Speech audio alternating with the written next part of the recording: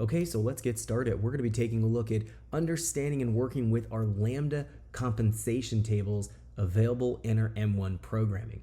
Now, the firmware package I'm working with here is a GPRP package, which is the same as the GPR package in terms of these Lambda compensations. Your firmware package may have less Lambda compensation tables or more Lambda compensation tables, but what we're going to be taking away from this tutorial is understanding how the Lambda compensation play a role in our fueling calculation and how and why we want to necessarily program them for different applications. Let's jump in here and take a look at where we can find our Lambda compensation tables and then talk about how they actually function within our air and fuel model.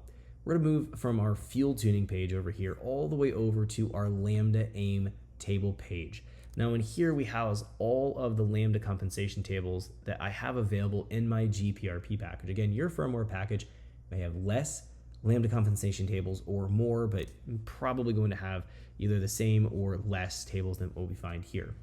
Now the way this is going to work with any Lambda compensation, they are going to essentially allow us to override whatever we're commanding here from our main target Lambda table. So if we go here, click on our main target Lambda table and we do F6, this expands our table out so we can see exactly what's going on here.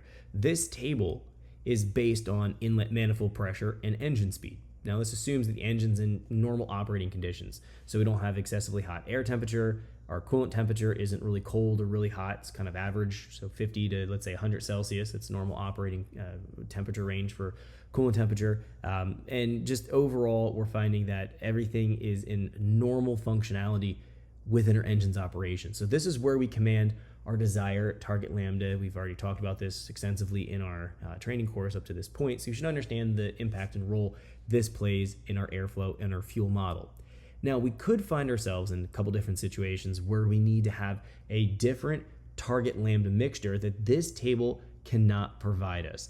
So that would be if we get in a situation, let's say if our air temperature is really high, coolant temperature is low, coolant temperature is high, we may find ourselves, if our EGTs, if we have an EGT pyrometer connected to our exhaust, if our EGTs get too hot, we want to go ahead and cool things down by injecting more fuel. So there's a variety of different conditions where we may want to override our target Lambda mixture table values from our table here. Let's go ahead and collapse this and click F6. That's what the functionality of our additional compensation tables here will allow us to program and to work with. So taking a look at the two most common compensation tables that we'll have in play in our calibration routine will be our air temp Lambda comp and our coolant Lambda comp. Both of these allow us to compensate our desired target Lambda in very specific conditions. So let's first talk about our coolant Lambda comp. Now the way this table is going to work, it's going to take a look at coolant temperature and establish what we want to have our desired Lambda mixture at. Now this table is a two-dimensional table. If we click A, we could turn it into a three-dimensional by toggling on our inlet manifold pressure and populating an inlet manifold pressure axes to give us a little bit more adjustability out of our values.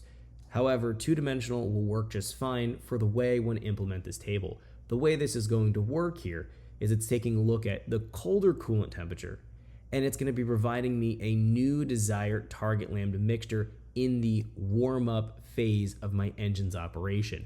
So instead of targeting 1.0 Lambda as the engine is cold and trying to warm up, we target something like 88, 90 Lambda. That's going to provide us a little bit higher injector pulse width and give us a better target Lambda to target from for the closed loop operation, so we can overcome any kind of frictional drag on the engine which causes a torque loss. It also gives us a little bit more stable mixture for the engine to run with in terms of our fueling, a little bit richer mixture, so the engine runs a bit smoother in our warm-up phase. Now once we come out of our warm-up phase, we want to make sure that this dissipates and we ride purely on our target Lambda table here, so the main target Lambda table. And anytime we're looking at our tables here, you're going to notice that some of them have values of 2, and then we see other values are populated, lower normal values, something like 90 Lambda, 91 Lambda. What does this actually mean?